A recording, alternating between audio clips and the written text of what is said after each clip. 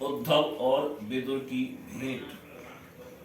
श्री सुखदेव जी ने कहा, परीक्षित, जो बात तुमने पूछी है वही पूर्व काल में अपने सुख समृद्धि से पूर्ण घर को छोड़कर वन में गए हुए विदुर जी ने भगवान मैत्रेय जी से पूछी थी।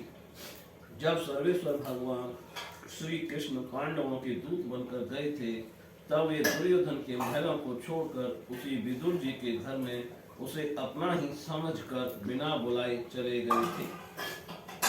राजा परीक्षित ने पूछा, प्रभु, यह तो बतलाइए कि भगवान मैत्रेय के साथ विदुर जी का समागम कहाँ और किस समय हुआ था।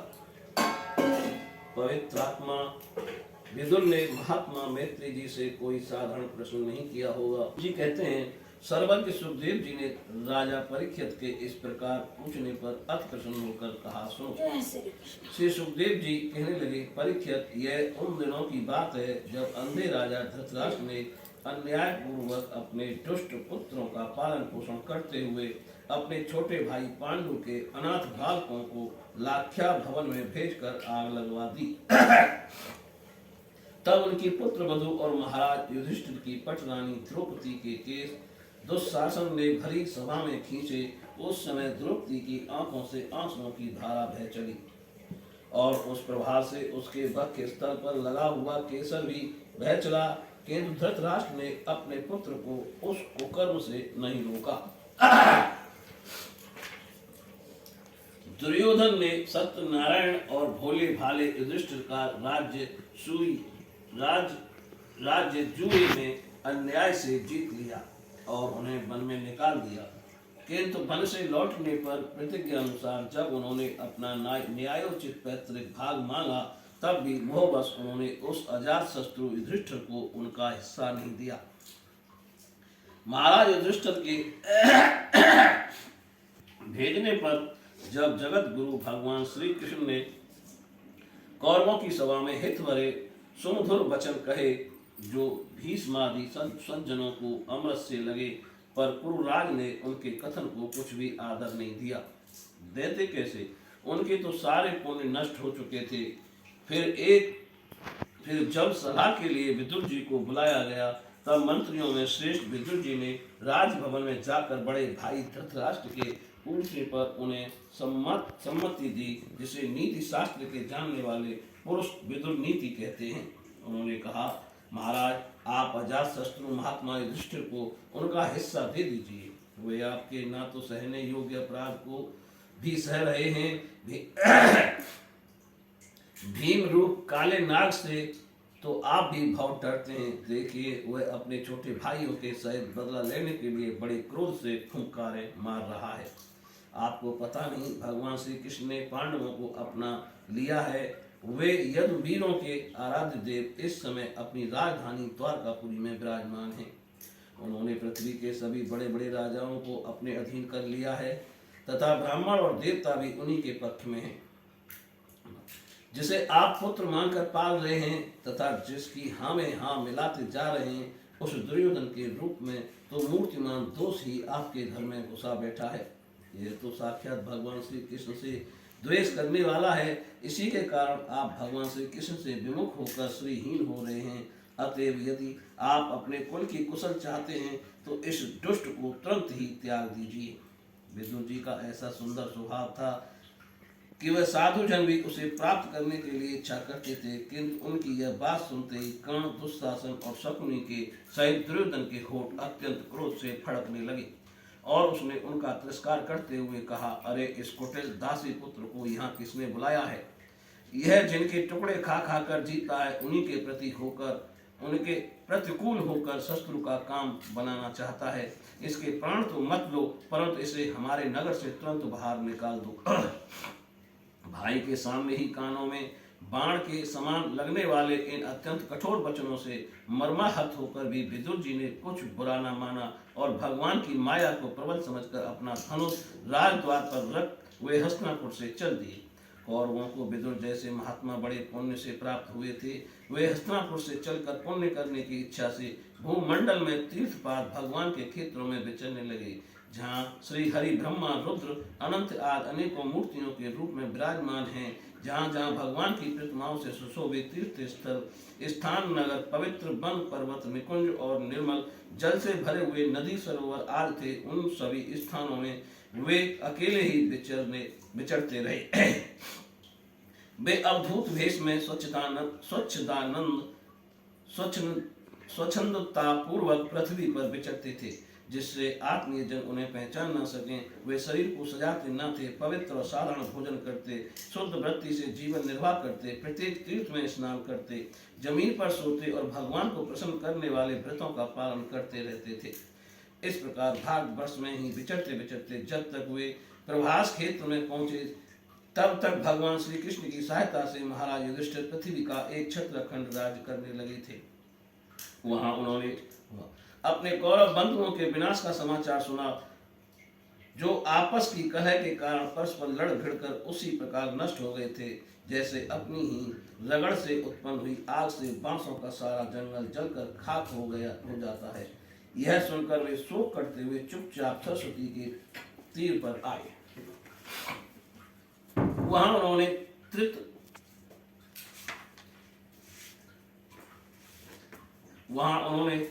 उष्णा, मनु, पृथु, अग्नि, असित, वायु, उदा, गौ, गुह और श्राद्ध देव के नामों से प्रसिद्ध 11 तीर्थों का सेवन किया। इनके सिवा पृथ्वी में ब्राह्मण और देवताओं के स्थापित किए हुए जो भगवान विष्णु के और भी अनेकों मंदिर थे, जिनके शिखरों पर भगवान के प्रधान आयुध चक्र के चिन्ह थे और जिनके दर्शन मात्र से श्री कृष्ण का स्मरण हो आता था, उनका भी सेवन किया। वहां से चलकर वे धन धान्य को सौराष्ट्र, सौवीर, मत्स्य और कुरुजांगल आदि देशों में होते हुए जब वे कुछ दिनों में यमुना तट पर पहुंचे, तब वहां उन्होंने परम भागवत उद्धव जी का दर्शन किया। वे भगवान श्री कृष्ण के प्रख्यात सेवक और अत्यंत शांत स्वभाव थे। वे पहले बृहस्पति जी के शिष्य रह चुके थे। विदुर जी ने उन्हें देखकर प्रेम से गाढ़ आलिंगन किया और उनसे अपने आराध्य भगवान श्री कृष्ण और उनके आश्रित अपने स्वजनों का कुशल समाचार पूछा। विदुर जी कहने लगे, उद्धव जी, पुराण पुरुष बलराम जी और श्री कृष्ण ने अपने ही नाभिक कमल से उत्पन्न हुए ब्रह्मा जी की प्रार्थना इस जगत में अवतार लिया है। वे पृथ्वी का भार उतार कर सबको आनंद देते हुए अब श्री वसुदेव जी के घर कुशल से रह रहे हैं। न प्रिय वर, हम कुरुवंशियों के परम सुहृद और पूज्य वसुदेव जी, जो पिता के समय उदार पूर्वक अपनी कुंती आदि बहनों को उनके स्वामियों का संतोष कराते हुए उनकी सभी मनचाही वस्तुएं देते आए हैं, आनंद पूर्वक, है ना। प्यारे उद्धव जी, यादवों के सेनापति वीर जी तो प्रसन्न है ना, जो पूर्व जन्म में कामदेव थे तथा जिन्हें देवी रुक्मणी जी ने ब्राह्मणों की आराधना करके भगवान से प्राप्त किया था।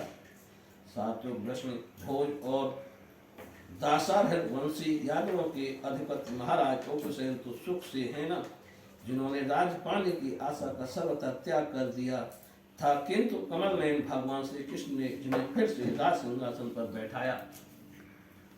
सौम अपने पिता श्री कृष्ण के समान समस्त रथियों में अग्रगम श्री कृष्ण तनय साम में सकुशल तो है ना।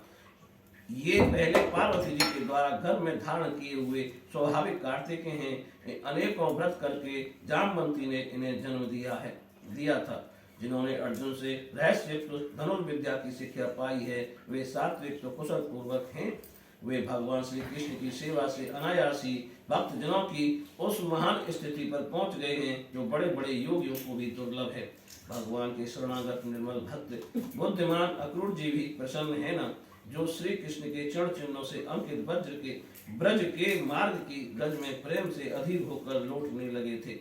भोजवंशी देव की पुत्री देवकी जी अच्छी तरह है ना, जो देव माता अदिति के समान ही साक्षात विष्णु भगवान की माता हैं। जैसे वेद त्रय यज्ञ विस्तार रूप अर्थ को अपने मंत्रों में धारण किए रहती हैं, इसी प्रकार उन्होंने भगवान श्री कृष्ण को अपने घर में धारण किया था।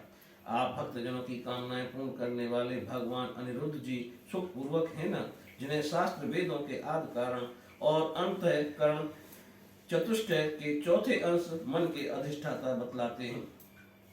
सौम्य स्वभाव उद्धव जी अपने हृदयश्वर भगवान श्री कृष्ण का अनन्य भाव से अनुसरण करने वाले, जो हृदय सत्य भावानंदन चारुदेष्णु और गद आदि अन्य भगवान के पुत्र हैं, वे सब भी कुशल पूर्वक है ना। महाराज युधिष्ठिर अपनी अर्जुन और श्री कृष्ण रूप दोनों भुजाओं की सहायता से धर्म मर्यादा का न्याय पूर्वक पालन करते हैं ना। मैं दानव की बनाई हुई सभा में इनके राज्य वैभव और दबदबे को देखकर दुर्योधन को बड़ा डहा हुआ था। अपराधियों के प्रति अत्यंत सहिष्णु भीमसेन ने सर्प के समान दीर्घकालीन क्रोध को छोड़ दिया है क्या। जब वे गदा युद्ध में तरह तरह के पैंतरे बदलते थे, तब उनके पैरों की धमक से धरती डोलने लगती थी। जिनके बाणों के जाल से छिपकर के रात भेषधारी, अतएव किसी की पहचान में न आने वाले भगवान शंकर प्रसन्न हो गए थे। वे रथी और युद्धपतियों का सुयश बढ़ाने वाले गांडीवधारी अर्जुन तो प्रसन्न है ना। अब तो उनके सभी शत्रु शांत हो चुके होंगे। पलक जिस प्रकार नेत्रों की रक्षा करते हैं, उसी प्रकार कुंती के पुत्र युधिष्ठिर जिनकी सर्वदा संभाल रखते हैं, और कुंती ही जिनका लालन पालन किया है, वे माद्री के यमज पुत्र नकुल सहदेव कुशल तो हैं, है ना। उन्होंने युद्ध में शत्रु से अपना राज्य उसी प्रकार छीन लिया जैसे दो गणों इंद्र के मुख से अमृत निकाल लाए। अहो बेचारी कुंती तो राजश्री श्रेष्ठ पांडु के वियोग में मृत प्राय सी होकर भी इन बालकों के लिए ही प्राण धारण किए हुए है। रथियों में श्रेष्ठ महाराज पांडु ऐसे अनुपम वीर थे कि उन्होंने अपने केवल एक धनुष लेकर ही अकेले चारों दिशाओं को जीत लिया था। सौम्य स्वभाव उद्धव जी, मुझे तो अधपतन की ओर जाने वाले उन धृतराष्ट्र के लिए बार बार शोक होता है, जिन्होंने पांडवों के रूप में अपने परलोकवासी भाई पांडु से ही द्रोह किया तथा अपने पुत्रों की हाँ में हाँ मिलाकर अपने हित चिंतक मुझको भी नगर से निकलवा दिया। किंतु भाई, मुझे इसका कुछ भी खेद अथवा आश्चर्य नहीं है। जगत धाता भगवान श्री कृष्ण ही मनुष्यों की सी लीलाएं करके लोगों की मनोवृत्तियों को भ्रमित कर देते हैं। मैं तो उन्हीं की कृपा से उनकी महिमा को देखता हुआ दूसरों की दृष्टि दूर रहकर सानंद विचर रहा हूँ। यद्यपि कौरवों ने उनके बहुत से अपराध किए, फिर भी भगवान ने उनकी इसलिए उपेक्षा कर दी थी कि वे उनके साथ उन दुष्ट राजाओं को भी मारकर अपने शरणागतों का दुख दूर करना चाहते थे, जो धन विद्या और जाति के मत से अंधे होकर कुमारगामी हो रहे थे और बार बार अपनी सेनाओं से पृथ्वी को कपा रहे थे। उद्धव जी, भगवान श्री कृष्ण जन्म और कर्म से रहित हैं, फिर भी दुष्टों का नाश करने के लिए और लोगों को अपनी ओर आकर्षित करने के लिए उनके दिव्य जन्म कर्म हुआ करते हैं। नहीं तो भगवान की तो बात ही क्या, दूसरे जो लोग गुणों से पार हो गए, उनमें भी ऐसा कौन है जो इस कर्माधीन देह के बंधन में पड़ना चाहेगा। अतः मित्र, जिन्होंने अजन्मा होकर भी अपनी शरण में आए हुए समस्त लोकपाल और आज्ञाकारी भक्तों का प्रिय करने के लिए यज्ञ कुल में जन्म लिया है, उन पवित्र कीर्ति श्री हरि की बातें सुनाओ।